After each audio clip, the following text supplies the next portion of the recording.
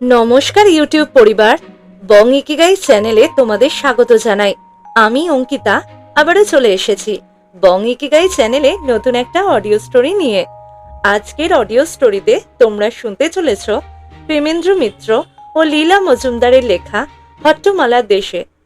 বাংলা ভাষায় নতুন নতুন অডিও স্টোরি শুনতে বং ইকিগাই চ্যানেলকে সাবস্ক্রাইব করে পাশের বেল আইকনে প্রেস করে অলে ক্লিক করে দিও, যাতে আমার চ্যানেলের সমস্ত নোটিফিকেশন সবার আগে তোমাদের কাছে পৌঁছে যায়। আমাকে আরো উৎসাহ দিতে গল্পটিতে লাইক কমেন্ট করে গল্পটি শেয়ার করে দিও। এইভাবেই চ্যানেলের পাশে থেকো এবং সাথে থেকো। তাহলে আর একটু দেরি না করে শুরু করা যাক আজকের অডিও স্টোরি, প্রেমেন্দ্র মিত্র ও লীলা মজুমদারের লেখা হট্টমালার দেশে, শেষ পর্ব। কাজ সেরে আস্তানায় পৌঁছতে রোজ 10:30 বেজে যায়। ভূতদের গানের মজলিসও সেই সময় ভাঙে। শোয়ে দুজনে, তবু আসল কথাটা পাশাপাশি মাদুর পেতে বালিশ মাথায় বলা হয় না। ভূত শোভা মাত্র নাক ডাকতে থাকে, বোধহয় কথা বলবার ইচ্ছেই নেই তার। রাখালও ছাড়ে না। 4 দিনের মধ্যে 2 দিন এমনিতেই কেটে গেছে, তবে কাজ যে কিছুই এগোয়নি তাও বলা যায় না। সমস্ত আট ঘাট বেঁধে মতলব পাকা হয়ে গেছে, এখন শুধু কাজে লাগানোটুকু বাকি। ভূতকে লাইব্রেরির মধ্যে না ঢোকানোই ভালো মনে হলো। কোথা থেকে কার কাছে কি বলে বসবে কি জানে। তার চেয়ে সে খিড়কির বাইরে অপেক্ষা করুক, তার হাতে একটা পোটলা পাচার করে দিয়ে অন্যটা নিজের কাঁধে তুলে একেবারে নদীর ঘাটে। সেখানে নৌকো থাকা চাই। দিগদারের কাজ রাখাল করে দেবে নিশ্চয়, কিন্তু তার বদলে দিগদারকেও এটুকু করতেই হবে। রাখালের সঙ্গে তার দেখা হয় না, কাজে তাগাদাও দেওয়া যায় না। ওদিকে রোজই ভূতর সঙ্গে তার নানান কাজের কথা হয়। ভূতর কাজ দেখে সে নাকি খুব খুশি, খুব নাকি সুখ্যাতি করে, অথচ ভূত তাকে দেশে যাওয়ার কথাটা কিছুতেই মনে করিয়ে দিচ্ছে না। আর সময় নেই, যা করবার এক্ষুনি করতে হবে। রাখাল ভূতর কোকে দারুণ একটা গুঁতো দিয়ে বললে, পরশু দেশের দিকে রওনা হব, নৌকোর কি করলে? ভূত পিঠ ফিরে শুয়ে বলল, সেসব ব্যবস্থা হয়ে গেছে, এখন আমার ঘুম পাচ্ছে। ঘুম পাচ্ছে? ঘুম পাচ্ছে আবার কি? এই কি ঘুম পাবার সময় নাকি? জীবনে হয়তো আর কখনো বড়লোক হয়ে যাওয়ার এমন সুবিধে হবে না, আর ভূতর কিনা ঘুম পাচ্ছে। হতভাগা, জন্মে কখনো একটা ভালো জামা গায়ে দিল না, পেট ভরে ভালো মন্দ অন্তত এখানে আসার আগে কখনো খেলো না, সারা জীবন কেবল গালমন্দ শুনেই কাটালো, আর এখন যদি বা বড়লোক হবার একটা সুযোগ হলো, বেটার কিনা ঘুম পাচ্ছে। রাগে রাখালের সর্বাঙ্গ জ্বলে গেল। কান ধরে টেনে ভূতকে একেবারে উঠিয়ে বসিয়ে দিয়ে বললে, কথাটা কানে গেল নাকি অমনি অমনি বলছিস যে নৌকোর ব্যবস্থা হয়ে গেছে? কাল অবধি তো হয়নি। দিগদারের সঙ্গে দেখা হয়েছে? ভূত কানের গোড়ায় হাত বোলাতে বোলাতে বলল, তার সঙ্গে কি করে দেখা হবে? তার পেছনে ফেউ লেগেছে বলে সে তো ফেরারি হয়ে গেছে, তাকে খুঁজেই পাওয়া যাচ্ছে না। এই বলে একটা হাই তুলে ভূত যেই না দিব্যি নিশ্চিন্ত আরামে আবার শুতে যাচ্ছে, রাখাল হাউ হাউ করে কেঁদে তার পা দুটো জড়িয়ে ধরল। ভূত তো প্রায় অপ্রস্তুতের এক শেষ, জিভ টিভ কেটে রাখালের হাত ধরে ফেলল। ও কি, ছি ছি, ওতে আমার পাপ হবে। একদিন তোকে না গুরু বলে পেন নাম করেছিলাম, ভুলে গেছিস? সত্যি, কাল রাত 9টা থেকে ঘাটে আমাদের জন্য নৌকো তৈরি থাকবে, তাতে 2টো দাঁড় থাকবে, তবে সঙ্গে লোক যেতে রাজি নয়, নিজেদেরই পথ খুঁজে নিতে হবে। রাখাল একেবারে হাঁ হয়ে গেল। দিগদারি যদি ফেরারি হলো তো এত কথা তোকে বললে কে? কেন, ওই যে দিগম্বর বলে দিগদারের একটা শেয়ালপনা লোক আছে, সেই বলল। কাল আবার কি? আমি তো পরশু যাওয়ার কথা ঠিক করেছিলাম। ভূতর এবার বোধ হয় সত্যিই ঘুম ছুটে গেল। নিচু গলায় সে বললে, না রে, যেতে হলে কালই যেতে হবে, দিগম্বর বললে। তারপর কি হতে কি হয়ে পড়বে তার ঠিক কি? দিগদারকে এরা যদি একবার ধরতে পারে তাহলেই তো সব পণ্ড হয়ে যাবে। এক সুই দিয়ে নাকি দিগদারের রোগ সারিয়ে দেবে। তখন সে আর আমাদের দিকে ফিরেও তাকাবে না, বরং দলের আর সবাইকে উল্টে চিকিৎসা করিয়ে সারাবে, আগের মতো হয়ে যাবে। রাখাল বললে, সে আবার কি? ভূত আরো বুঝিয়ে দিলে, সেই যে কে যেন বলেছিল দিগদার আগে ভালো ছিল, তারপর কোথায় বনের মধ্যে গাছের চারা খুঁজতে গিয়ে কিসের কামড় খেয়ে জ্বর পাকিয়ে একদম বদলে গিয়ে এই রকম হয়ে গেছে। এখানকার বদ্যিরাও সেই বনে গিয়ে সেই পোকা ধরে এতদিন পরে দারুণ ওষুধ বানিয়েছে, তাই ওরা দিগদারকে খুঁজে বেড়াচ্ছে। আর খবর পেয়ে দিগদারও গা ঢাকা দিয়েছে। মোট কথা, যেতে হয়তো কালই যাওয়া। এই অবধি বলে ভূত সেই যে চোখ বুঝে টান হয়ে শুলো, আর শত খোঁচাখুচিতেও উঠল না। কিন্তু রাখালের চোখে আর ঘুম আসে না। সে শুয়ে শুয়ে ভাবতে লাগলো, তাই ভালো, যত শিগগির এখান থেকে রওনা হওয়া যায় ততই ভালো। এই জায়গাটায় কেমন যেন একটা গুণ ধরে যায়। বেশি দিন থাকলে শেষটা ভূতর মতো আর যেতে ইচ্ছেই করবে না। আহা, এখানে নাকি না খেয়ে কেউ মরে না। সবাইকে কাজ করতে হয় সত্যি, কিন্তু না করলে কেউ ধরে নিয়ে সাজাও দেয় না। দিনের বেলায় এখানকার পাঠশালার সামনে দিয়ে যেতে যেতে রাখাল দেখে এসেছে ছোট ছোট ছেলে মেয়েগুলো রঙিন জামা গায়ে দিয়ে গুরুমশাইদের সঙ্গে নেচে নেচে গান গাইছে, আর চারদিকে ফুল ফুটে রয়েছে। বেড়ে জায়গা যাই বলো। দুধ, এসব কি ভাবছে রাখাল? যেমন এখানে কেউ না খেয়ে মরে না, তেমনি বড়লোকও তো কাউকে দেখলো না রাখাল। টাকা পয়সা আয় নেই, তো বড়লোক হবে কোথা থেকে? না, যতই না ভালো হোক, এখানে আর নয়। কোনো মতে কালকের দিনটা কাটলে বাঁচা যায়। টেরা থেকে দুটো গামছায় কাগজগুলোকে কোমরে জড়িয়ে নিয়ে রাত 10টার পর সবাই লাইব্রেরি থেকে চলে গেলে ব্যাস, আর কি। কাগজগুলোকে চারিদিকে ছড়িয়ে 2 পোটলা গয়নাগাটি নিয়ে ঘাটে গিয়ে নৌকোয় চাপা। নাই বা গেল কেউ সঙ্গে। নৌকোয় একবার উঠতে পারলে পথটুকু খুঁজে নেওয়া কি এমন শক্ত কাজ? এর চাইতে কত বিপদ থেকে রাখাল নিজেকে আর ভূতকে উদ্ধার করেছে। পাশ ফিরে শুয়ে দেখে রাখাল চাঁদ কখন পশ্চিমে ঢলে পড়েছে। তারার আলোয় চারিদিক ছমছম করছে, ঝিরিঝিরি করে ঠান্ডা বাতাস দিচ্ছে। একটু অদল বদল করে নিতে পারলে রাখালেরও থেকে যেতে আপত্তি হতো না। ওই বিনি পয়সায় দোকান থেকে জিনিস কেনা, ওটা তুলে দিতে হবে। যেমন খাটছে খাটুক সবাই, তবে মাসকাবারে মাইনে পাক। ভুইত্রাসির মতো দোকানপাট থেকে জিনিসপত্র কিনে থাক, পড়ুক। একটা হাই তুলে আরো ভাবে রাখাল, দোকানপাটগুলো সব যদি রাখাল দাসের হয় তবে আরো ভালো।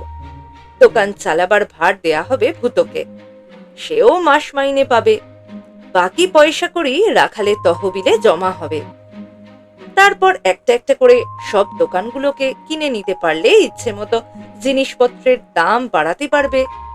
তখন যারা দোকানে কাজ করবে আর যারা কিনে খাবে, সবাই রাখালের মুঠোর মধ্যে এসে পড়বে। তখন চাই কি, স্বয়ং দিগদারকেও আর রাখাল ভয় করবে না। সে বেটাকেও। এই রকম সুখ স্বপ্ন দেখতে দেখতে কখন যে রাখাল ঘুমিয়ে পড়ল নিজেই টের পেল না। পরদিন ভোরে ভূতর ডাকে গভীর রাতের আগে দুপুরে খাবার আর দেখা হওয়ার সম্ভাবনা নেই। উঠেই রাখালের খেয়াল হলো সেই সময়টুকু ছাড়া ভূতর সঙ্গে তো খাবার সময়ও আশেপাশে বড় বেশি লোকজন থাকাতে নিরিবিলি কথা কইবার জো নেই। সারাদিন ভূত কমলার বাগানে আগাছা উপড়বে আর রাখাল বাকশালের পুকুর ছেঁচবে। কাজেই যা বলবার এক্ষুনি বলা দরকার। ভূতকে ডাক দিল রাখাল, নিচু গলায় বলল, তোর সঙ্গে সেই ঘোর রাতের আগে আর কথা হবে না, কাজেই ভালো করে শোন। রাত 10:30টায় তুই লাইব্রেরির খিড়কি দোরের বাইরে জুই গাছের আড়ালে অপেক্ষা করবি। সবাই বেরুলে পর আমি আর্ধেক জিনিস পুটলি বেঁধে দৌড় ফাঁক করে তোর হাতে গুজে দেব। তুই অমনি নদীর দিকে রওনা দিবি। নৌকোতে জিনিস লুকিয়ে চুপ করে বসে থাকবি। আমি কাগজ বিলি করে আরেকটা পুটলি নিয়ে একটু পরেই এসে জুটব। তারপর সোজা ভুইত্রাসী। নৌকো সত্যি থাকবে তো? ভূত ফোঁস করে একটা দীর্ঘ নিঃশ্বাস ছেড়ে বলল, থাকবে থাকবে, কিন্তু দেশে যাওয়ার পথ চিনিস তো? রাখাল বিরক্ত হয়ে উঠল। এসব আমার হাতে ছেড়ে দিয়ে যা বলছি তাই করিস। এখন যা, আমাদের বেশিক্ষণ কথা বলতে দেখলে আবার কেউ না সন্দেহ করে। করে না অবশ্যই, এখানে কেউ কাকেও সন্দেহ করে না। রোজকার মতো হাত মুখ ধুয়ে জলখাবার খেয়ে কাজের জন্য তৈরি হলো রাখাল। আর খালি খালি মন কেমন করতে লাগলো। এই ফুলে ফুলে ভরা বাগানে, এই খোলামেলা জায়গায়, ঝিরঝিরে বাতাসে মাদুর পেতে আর শোয়া হবে না। আজ রাতটা হয়তো নৌকোতেই কাটবে, কাল আবার সেই ভুইত্রাসীর চেনা মাটিতে পা পড়বে। ভুইত্রাসীর জল হাওয়াতে জন্মেছিল, মানুষ হয়েছিল রাখাল। সেখানকার পাঠশালা থেকে তারা খেয়ে কিছুকাল ফে করে ঘুরে বেরিয়ে চোর ছেচড়ের দলে ভিড়েছিল। ভুইত্রাসী যাবে না তো যাবে কোথায়? এত সোনাদানা ওখানকার লোকে চোখেও দেখেনি কখনো। হকচকিয়ে যাবে সব। রাখাল ভূতকে ফাটকে দেওয়ার কথা কারও মনে হবে না। তারপর আর কি, এখানে যা হতে পারবে না ভুইত্রাসীতে তাকে সম্ভব করবে রাখাল। গোটা বাজার কিনে ফেলবে, যেখানে যত চাল টাল সব নিজের গোলায় জমা করবে, ইচ্ছে মতো দাম চড়াবে। দেখতে দেখতে ফেপে লাল হয়ে যাবে। তখন আর কেউ তাকে ঘেন্না করবে না, শীদেল চোর বলে নাক ছিটকবে না। অবশ্যই এইটুকু মানতেই হবে যে ভুইত্রাসীতে শীদেল চোরের রাজা বলে রাখালের নাম হয়েছিল। কিন্তু রাজা হলে হবে কি, ট্যাক্স ছিল গড়ের মাঠ, কাছে কেউ ভিড়তে দিত না। এবার সোনার পাহাড় নিয়ে গিয়ে উঠবে সেখানে, অমনি সবাই এসে পায়ে লুটবে, তখন দেখা যাবে। কোনো রকমে দিনটা কাটলো। 8 ঘন্টাকে মনে হলো 8 বছর। শেষটা সত্যি সত্যি বেলা 4টে বাজলো। শেষবারের মতো পুকুর ছেঁচার কাজ সেরে হাত মুখ ধুয়ে তৈরি হয়ে রাখাল লাইব্রেরিতে হাজির হলো। শেষবারের মতো সিঁড়ি মোছার কাজে লাগলো। মনটা কেমন খারাপ হয়ে রইল। মন্দ নয় এখানকার লোকরা, যদিও ব্যবসা বাণিজ্য কিছুই বোঝে না, কিন্তু সবাই সবাইকে ভারী সাহায্য করে। রাখালের হাড়ি মুখ দেখে 2 নম্বর ম্যানেজার বারবার এসে জিজ্ঞেস করে গেলেন ওর শরীর খারাপ কিনা। ক্রমে বেলা পড়ে এলো, জলখাবার এলো। রাখালের যেন পেট কামড়ানি শুরু হয়ে গেল। ভালো ভালো পুরি তরকারিগুলো মুখে তুলতে পারল না। শেষবারের মতো হলঘরের চারিদিকে চেয়ে দেখল, সোনার গয়নার তাল তাকের ওপর এমনি খোলা পড়ে আছে। রাত 10টার পর ওপরের আলো যেই নিববে সেখানে গা ঢাকা দিয়ে থাকতে হবে। আলো নেবার কথা মনে করে কেন জানি বুক টিপটিপ করতে লাগলো। অথচ সঙ্গে দেশলাই বাক্স আছে, ভাববার কোনো কারণই নেই। আসলে এভাবে কাজ করে অভ্যাস নেই। গত 10 বছরে কম চুরি তো করেনি রাখাল, জেলই খেটেছে 4 বার। কিন্তু সে সবই বাইরে থেকে শীত কেটে ভেতরে সেদিয়ে চুরি করা। এবার যেন সবই উল্টো, ভেতর থেকে চুরি করে দৌড় খুলে বেরিয়ে পড়া। কাজটাকে কিরকম যেন অন্যায় অন্যায় মনে হচ্ছিল। যাই হোক, শেষটা রাত 10টা বাজলো। অমনি রোজকার মতো ঠেলাঠেলি পড়ে গেল। একদল পোড়ো কিছুতেই উঠতে চায় না। নাকের ওপর চশমা টেনে বই আঁকড়ে ঝুলে থাকে। টানাটানির মধ্যে যে কলাইন পারে পড়ে নেয়। শেষটা তাদের হার মানতে হয়। দুঃখিত মুখে বই জমা দিয়ে গুটি গুটি বাড়িমুখো হয়। একে একে লাইব্রেরি বাড়ির আলো নেবে। দোতলায় যখন সব আলো নিভে গেছে, তখন 6 নম্বর ম্যানেজারকে শুনিয়ে রাখাল বললে, উফ, আজ বড্ড ঘুম পেয়েছে, বাড়ি গিয়ে শুয়ে বাঁচবো। তারপরে এক সুযোগে অন্ধকার সিঁড়ি বেয়ে দোতলায় গিয়ে গা ঢাকা দেওয়া। কয়েক মিনিটের মধ্যে ঘর খালি হয়ে গেল। 2 নম্বরের ম্যানেজার 2-1 হাঁক ডাক করলেন যদি কেউ পড়ে থাকে। তারপর তিনিও শেষ আলো নিভিয়ে সদর দরজা দিয়ে বেরিয়ে বাইরে থেকে তালা দিলেন। তারপর সব চুপচাপ। সে যে কি বিশ্রী চুপচাপ সে আর বলা যায় না। মনে হতে লাগলো ঘুটঘুটে অন্ধকারে কাদের যেন ফোঁস ফোঁস নিঃশ্বাস পড়ছে, কার যেন হাঁটু মটকালো। রাখাল তো ভয়ে সাদা।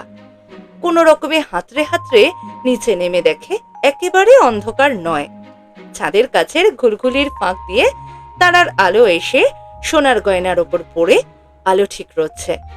নিঃশব্দে এদিকে ওদিকে কাগজ ছড়িয়ে তারপর খান 20-22 গয়না গামছায় বেঁধে খিড়কি দোরের কাছে গিয়ে খুট করে ছিটকিনি নামালো রাখাল। সেই ছোট্ট খুট শব্দটা 100 গুণ জোর হয়ে যেন ছাদ থেকে দেয়াল থেকে প্রতিধ্বনিত হতে লাগলো। রাখালের প্রাণ পাখি প্রায় খাঁচা ছাড়া, কিন্তু এখন পিছু হটলে সব পণ্ড। অনেকখানি মনের জোর করে রাখাল খিড়কি দোর একটুখানি ফাঁক করলো। বাইরে তারার আলো ফুটফুট করছে।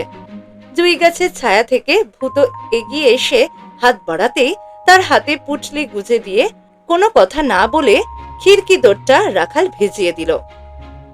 পাল্লার ফাঁক দিয়ে দেখতে পেল ভূত অমনি এক মুহূর্ত অপেক্ষা না করে ছায়ায় ঢাকা পথ ধরে চো চো দৌড় লাগালো। এদিকে নিজের বুকের ধড়াস ধড়াস শব্দে রাখালের কান ঝালাপালা। তাকের উপর ঝুঁকে পড়ে 2 হাতে মণিমাণিক্য বসানো গয়নাগাটি আরেকটা গামছায় ঢালছে, আর খালি মনে হচ্ছে বুঝি ঘর ভরা লোক পা টিপে টিপে নড়াচড়া করছে। ওই তাদের নিঃশ্বাস শোনা যাচ্ছে। শেষটা আর থাকতে না পেরে ফস করে রাখাল একটা দেশলাই কাঠি জ্বালালো, আর অমনি ধরধর সরসর করে একদল ছায়ামূর্তি ঘরের চারদিক থেকে জড়ো হতে লাগলো। আর দাঁড়ালো না রাখাল। বিকট একটা চিৎকার দিয়ে গয়নাগাটি কাগজপত্র সব ফেলে এক দৌড়ে খিড়কি দোর খুলে অন্ধকারে মিলিয়ে গেল। তখন পড়ুয়ারা সব অবাক হয়ে আলো জেলে এ ওর মুখ চাওয়াচাই করতে লাগলো। তর্কচকু বললেন, আহা, এগুলো হয়তো ওর দরকার, ভয় পেয়ে ফেলে পালালো। রোজ তোদের পই পই করে বলি, 10টার পর তোদের অত পড়াশুনোর কি দরকার? আমরা বুড়ো হয়েছি, বেশি সময় পাবো না, আমাদের কথা আলাদা। দেখ দিকিনি, এই বেচারিকে না অসুবিধে পড়তে হয়। যা যা, পেছন পেছন দৌড়ে গিয়ে দিয়ে আয় গে, যা। তাই শুনে গামছাটা গুটিয়ে নিয়ে 5-6 জন পড়ুয়া রাখালের পেছন পেছন দৌড়লো। তাদের পায়ের শব্দ শুনতে পেয়ে রাখাল বাতাসের মুখে খড়ের কুটোর মতো ছুটল। ভূতর হাতের পুটলিতেও কম জিনিস নেই। এখন এরা ধরে ফেলবার আগে নৌকোয় চাপতে পারলে আর ভয় নেই। রাখালের সমান দাঁড় বাইতে যে পারবে সে এখনো জন্মায়নি। কোমরে যে কখানি কাগজ গোজা ছিল সেগুলো আপনা থেকে বাতাসে উড়ে যেখানে সেখানে পড়তে লাগলো। তার জন্য রাখালকে থামতে হলো না। বাতাসের মুখে খড়ের কুটোর মতো ছোটে রাখাল, কেন ছোটে নিজেই জানে না। লাইব্রেরির ভেতরকার কালো মূর্তিগুলো পেছন পেছন ছুটছে টের পায়। তাদের ও মশাই, দাঁড়ান, থামুন ইত্যাদি নানান চিৎকারও কানে আসে। নিজের হাত খালি। এদেশে পুলিশ বা জেলখানা কিছুই নেই, ভালো করেই জানে সে। ধরলে শুধু নিন্দে করবে, হয়তো বলবে ছি, অমন করতে নেই। তবু প্রাণপণে ছোটে রাখাল। বুক ধড়াস ধড়াস করে। ভয় নয়, কালো মূর্তিগুলো যে মোটেই ভূত নয় তাও বুঝেছে রাখাল। ভূত কি আর ভূতের বাড়ি ছেড়ে পথে বেরিয়ে ও মশাই করে ডাক ছাড়ে? তবু সমানে দৌড়াতে থাকে রাখাল। ওই দেখা যায় নদী, ওই নদীর ঘাট। নদীর ঘাটে মেলা লোকজন, লণ্ঠন মশাল চেঁচামেচি। বুকটা ধড়ফড় করে উঠল। সব জানাজানি হয়নি তো? নৌকো আটকে রাখলে আর দেশে ফেরা হবে না। ভূতকে ধরেনি তো? না, ওই তো দেখা যায় ঘাট থেকে 10 হাত তফাতে ছোট্ট নৌকোয় ভূত বসে হাত পা নেড়ে চেঁচামেচি করছে। তবে কি ঘাটে এসে সব পণ্ড হয়ে গেল? না, তাও তো নয়। আরেকটু কাছে এসে অনেকগুলো লণ্ঠনের আলোয় দিগদারকে চিনল রাখাল। আহ, বাঁচা গেল। দিগদার যখন নিজে এসেছে তখন আর কোনো ভয় নেই। দিগদারের কাজ রাখাল করে দিয়েছে। এবার রাখালের দেশে যাওয়ার ব্যবস্থা দিকদারও নিশ্চয়ই করে দেবে।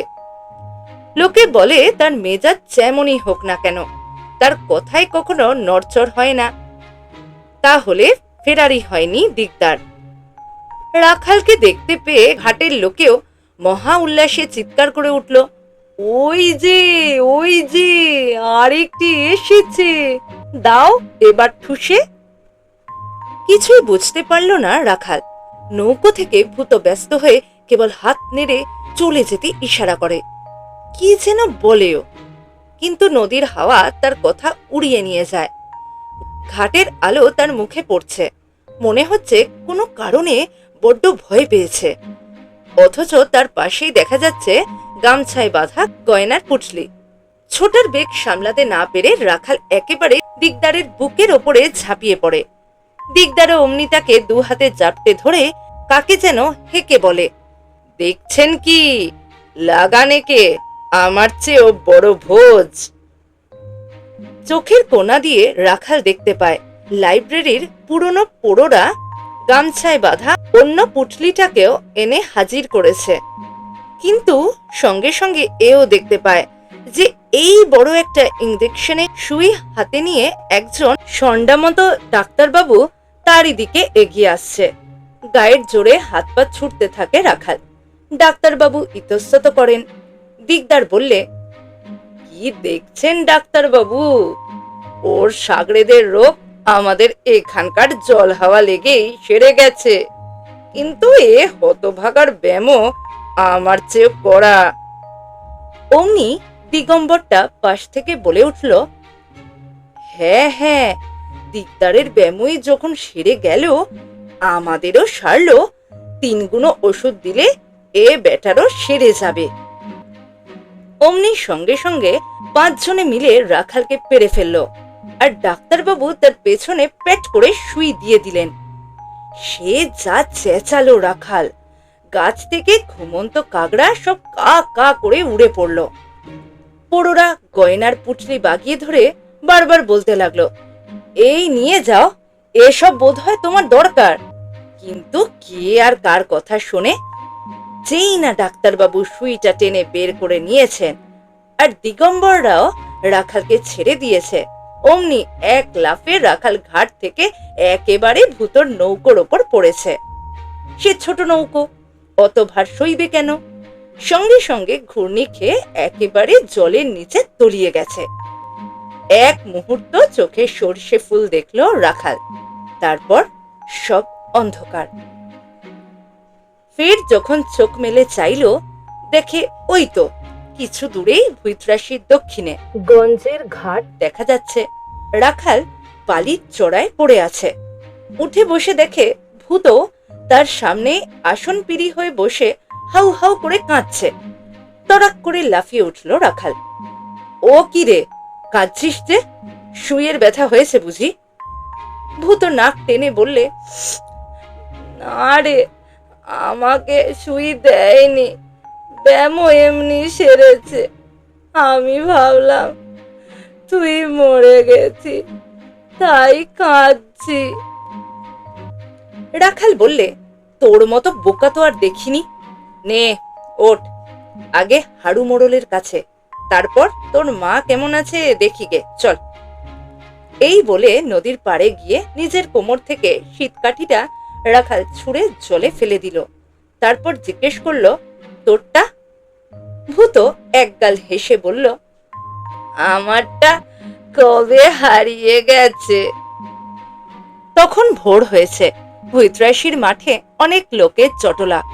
ভূত রাখালের কানে কানে বলল, অবশ্যই হাড়ু মোড়ল আমাদের দেখলেই থানায় চালান দেবে, মার কাছে আর এখন যাওয়া হবে না। ঠিক এই সময় ভিড়ের মধ্যে থেকে কে যেন ওদের দেখতে পেয়ে চেঁচিয়ে উঠল, এসে গেছে এসে গেছে, আর ভাবনা নেই। রাখাল ভূত তো হা, তাদের দেখে এত আনন্দ কিসে তারা ভেবে পায় না। হাড়ু মোড়ল ছুটে এসে ভূতকে বলল, তুই না নিচু জায়গার জল কি করে বাঁধ দিয়ে উঁচু জায়গার খালে নিতে হয় তা জানিস? আয় আয়, আমাদের শিখিয়ে দিবি, চল। ভিড়ের মধ্যে থেকে ভূতর মা রেগে বলল, ও মা, লোকটার আক্কেল দেখো। 15 দিন খেলো না দিল না ছেলেটা, অমনি টেনে নিয়ে কাজে চললো। ভূত ছুটে গিয়ে মাকে একটা প্রণাম করে ফেললো।